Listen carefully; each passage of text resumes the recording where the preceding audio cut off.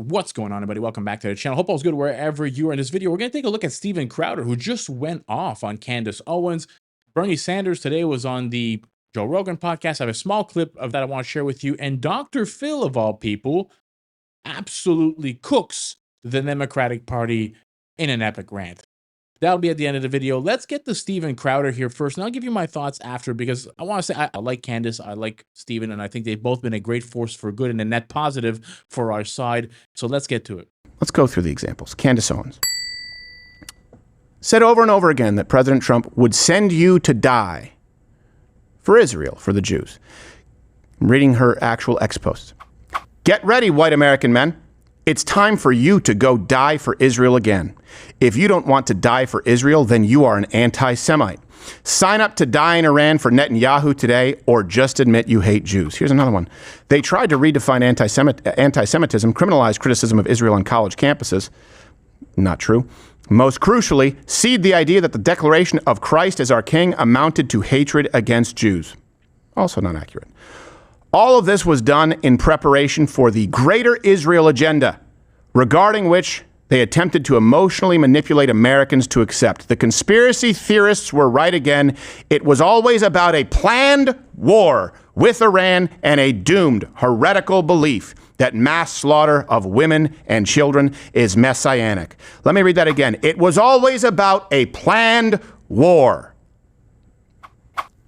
Where's the planned war? It's all part of the plan. Yeah. This wasn't presented as an opinion. This was presented to you as fact. And I had many people go, this is clearly a planned war for Israel. That's clearly what Donald Trump is doing. He's trying to get us in. Is that what you're seeing? If it's not what you're seeing, this was dishonest. Here's another one. Our foreign policy is dictated by Israel. They don't know what the fuck they're doing.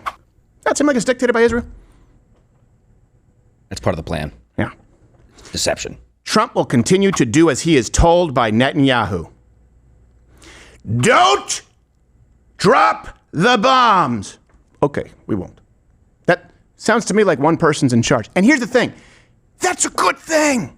Shouldn't we be happy about this, guys? Shouldn't we be happy that Donald Trump at a certain point had enough and said jump, and they said how high? Both sides. Trump will continue to do as he is told by Netanyahu. If you want to know what America will do, spare yourself the fake White House press briefings and start listening to Bibi. We are a colony of Israel. Your politicians are bought and paid for. Taking separate components, there are politicians bought and paid for by AIPAC, by the way. I can't stand AIPAC for the same reason that I hate Act Blue. They support Hakeem Jeffries. But combining that and saying that we are a colony of Israel, and spare yourself the fake White House press briefings. Also implications that everything here, everyone who disagrees, was fake. If it seems like I'm being harsh, it's because you were told that the people telling you the truth were fake, and the algorithm amplifies it, and it made your life worse, and it embarrassed you. You get it? By the way, the worst part is you don't even get to celebrate the win. No war. Good, done. No nukes in Iran. Great. America is a colony of Israel. Spare yourself all the other fake information and know that you're going to go die for Israel, which ultimately led to an entire coalition demanding the impeachment of the man you voted for. Candace Owens legitimately told service members that they should seek a dishonorable discharge, which, by the way, wouldn't be a dishonorable discharge. If you look at the way she described it, it would be desertion over a war that wasn't happening. LG19 writes, serious question, will there be jobs or community military members can join when I get a dishonorable discharge for not contributing to delete people or my body for the interests of a certain foreign nation benefit? I love this question. I do believe that if war in Iran is on the agenda, and that appears so, get dishonorably discharged. Who cares? Who cares? Why should you go die in a foreign land? You now have the benefit of 2020. You can see, think about those men and those women who died because they were pitched that they were serving their country because there were weapons of mass destruction, right? They were serving their country because the Taliban, they were serving their country, whatever. And these people gave up their lives. And ask yourselves for what? Yeah, desert for a war that's not even happening. And here's the thing. Yeah, I get it. X isn't real life. But it turns into real life if people believe it. And some soldiers, I guarantee you, believed it. Some soldiers still fell for it. Some are still falling for it. Like Private who is still AWOL and doesn't know the war is over, anti-Semitic Jim. This guy got the short end. He doesn't... hates Jews. Look, in an attic. People make mistakes. If it was all a mistake, just say it. Serve your audience. Serve the country, Candace.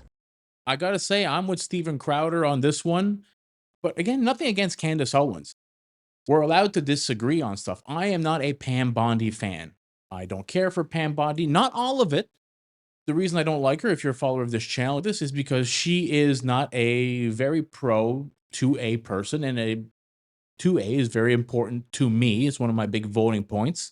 She's been on the wrong side of all the cases that she's taken about the Second Amendment. So to me, I don't feel like she's somebody that I resonate with very well, but that doesn't mean she's a bad pick. But we're allowed to criticize, and we're allowed to have these conversations. You don't really have to pick a side. You can still like Steven Crowder, and you could like Candace Owens, or you can like neither. It doesn't matter. At the end of the day, I think they've both been a net positive for our side. But I do think that Candace lately, some of the takes have been a bit wild. Could they be proven to be right? Hey, maybe.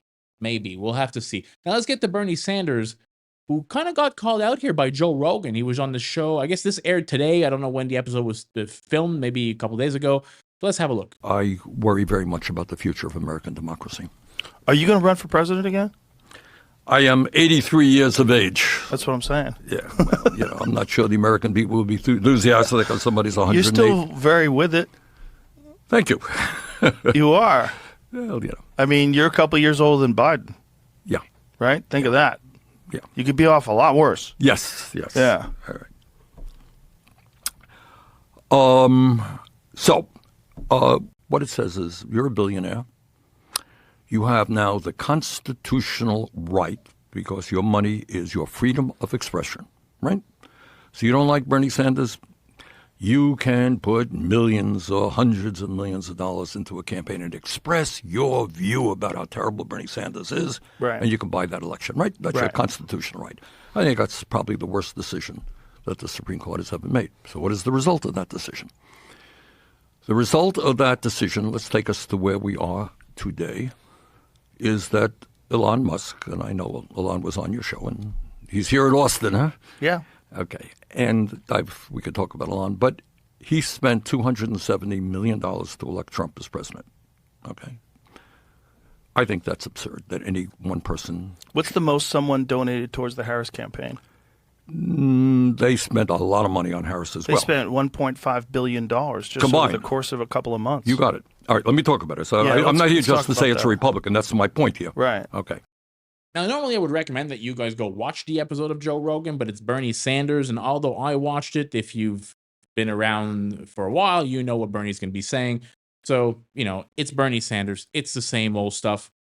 I have no hate towards Bernie. I would never vote for the guy, but it's Bernie Sanders. He's been saying the same thing for 30 years. Now let's get to Dr. Phil, who doesn't normally get into politics to this extent, really cooking the Democratic Party. The Democratic Party seems to have gone off the deep end.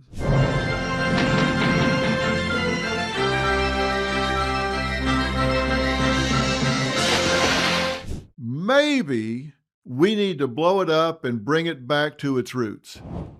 The real story is that the Democratic Party is not a progressive party anymore.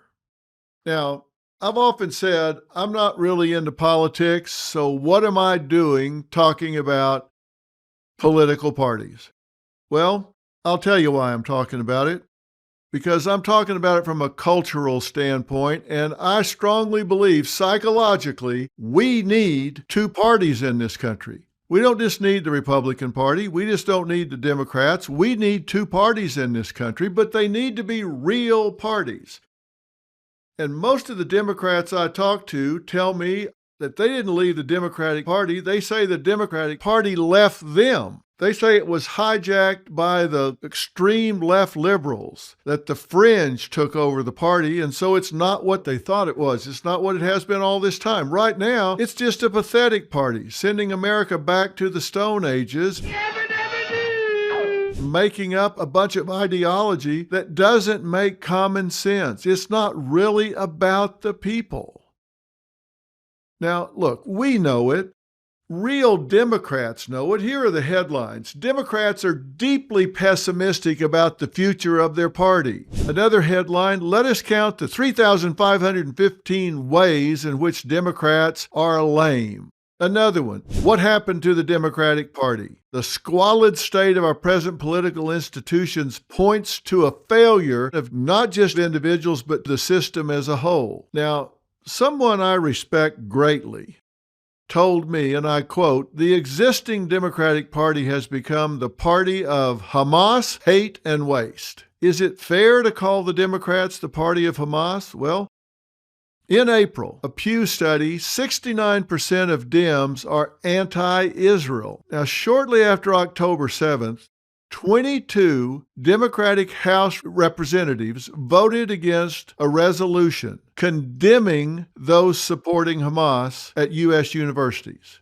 You would agree that this is calling for the destruction of the state of Israel. This is after the October. No, Senator. No, it's not. This isn't calling for the killing of Jews. I don't know that person, and I don't know that sign. So You don't know what this for. means? Now, understand, Hamas has been around since the early 80s. And since that time, they have murdered 48 Americans. They've held American hostages. Edon Alexander was just released a few weeks ago. But yet we have Democratic representatives voting against a resolution to condemn them. Democratic Congressman Richie Torres called out his party last month. If you're an academic or an activist, a politician or a journalist, who is downplaying or even denying the genocidal ideology at the core of October 7th, then you are not part of the solution, you are part of the problem.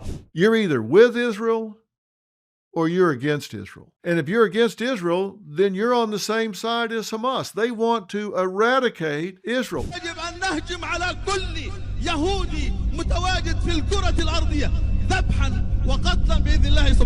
What do you think it means from the river to the sea? That means they want to completely wipe Israel and everybody in it off the map. Is it fair to call the Democrats the party of hate? In March, Representative Jasmine Crockett said, and all I want to see happen on my birthday is for Elon to be taken down. This is not a one-time thing. It's Ted Cruz. I mean, like, this dude has to be knocked over the head, like, hard. The history of hate speech. This seems to just keep popping its head up. Hillary Clinton. You could put half of Trump's supporters into what I call the basket of deplorables. Now, when Trump gave his address, it wasn't a State of the Union. He was just kind of giving an almost 100-day message. The Democrats wouldn't applaud a young black child who had overcome brain cancer, or the return of Mark Fogel, who was held hostage in Russia. Now, people say, okay, come on, that was a ploy. They were put there to play on the heartstrings. Of course. There was no question that they were there for effect. They were very real stories. And real people respond to real stories. D.C. is often about theater, and the Democrats sat on their hands. Somebody needs to talk to these people. How do you think this is playing? As far as waste, Democrats even waste their own money. $20 million study on how to speak to American men. Hell, Robin will tell you that without even charging you. They passed a $1.9 trillion spending package during COVID. Where did that money go? Well, $350 billion of it went to bail out lockdown blue states, $50 million on climate justice, $200 million for the Institute of Museum and Library Services, $50 million for Planned Parenthood. Maybe it's time to ask, what would a new Democratic Party look like? Well, I'll tell you what I think it would look like if it was robust. And I want it to be robust. Everybody thinks, oh, you're a big Republican. You don't know that. You don't know how I vote. You don't know what I think. I look at policies. I look at positions. There are a lot of things I agree with the old Democratic Party about, some things I disagree with the current Republican Party about. But here's how I would look at a Democratic Party that I felt like would be really robust and good for dialogue. A robust Democratic Party would respect the law. If it didn't like a given law, it would lobby Congress to change it. It would not vilify those enforcing it. It would not say defund the police. It would not be throwing rocks at ICE agents' heads. If they didn't like the law, they would get into Congress and change it. Next, it would protect girls' spaces, locker rooms, restrooms, sports, from biological boys. Come on. The problem is, if you get people around a table talking about things long enough, it seems to take on a life of its own. You got boys, you got girls. And now we've got biological boys competing with girls. You're not going to have enough hormones. You're not going to have enough testosterone suppressors. Science is very clear. You cannot level the playing field. It would protect girls' spaces. It would defend legal immigration by opposing illegal immigration. That's why the courts are clogged up. We have to have boundaries. You cannot have a country that has borders in theory, but a welcome mat in practice. That doesn't work. Thomas Sowell talked about that very clearly. It would treat your money with care, refusing to spend it on anything that hurts America, wasting your hard-earned tax dollars. The Republican Party needs to hear that. The Democratic Party needs to hear that. It would return to Constitution's vision, limited federal powers, more rights for states and individuals. It would stop being anti-religion and recognize a higher power as the source for our inalienable rights. There's a reason our founding fathers talked about God. There's a reason we have "In God We Trust" on our currency. There's a reason when they open our court, even our Supreme Court, they reference the Almighty. It would reject activist judges, rogue agencies, and executive overreach, and call them out when they cross the line. It would reject slogans and judge policies by outcomes, not intentions. It doesn't make bad policy good just because you have a good intention. You have to look at what's the outcome of this. It would oppose government handouts that do more harm than good and stop subsidizing behavior we want less of. Look, if you want less of something, stop funding it. If you want more of something, support that, reward that. It would put America first, not selfishly, but responsibly. Listen, this starts individually. You can't take care of others if you don't take care of yourself. That works individually, it works locally, regionally, statewide, and nationally. We need to stop apologizing for America. We need to take care of America and Americans first. That's not selfish. If you want to be a leader, you better take care of yourself so you're there to lead. And it would focus on solving problems, not winning arguments. And I am so concerned that we have non-problem solvers focused on solving problems. We used to call that the Democratic Party. Now we have something else entirely, the bureaucratic party. It undermines free speech. It cheers political violence if it targets the right enemy. It backs terrorists like Hamas. It supports these useful idiots on college campuses cheering on terrorists that are killing Americans and its allies. It defends illegal spending by unelected officials. Too often, it treats law enforcement like criminals while protecting the lawbreakers. It wants to replace the Constitution with rule by decree. When ICE enforces laws passed by Congress, they get smeared. Come on, they didn't make the laws. When governors like Gavin Newsom call law enforcement a provocation, it's clear this party doesn't believe in the rule of law. It believes in its rule. What we need is a new Democratic Party, one that debates, not demonizes, respects faith and freedom, upholds the law, not emotions. What matters is what is the law, and if you don't like it, change it. You need to seek truth, not power. You need to be willing to listen, not silence those that don't agree with you. And the good news is, this moment exposes the bureaucratic party for what it is and offers a real chance to rebuild the Democratic Party we once knew, because we need two sides.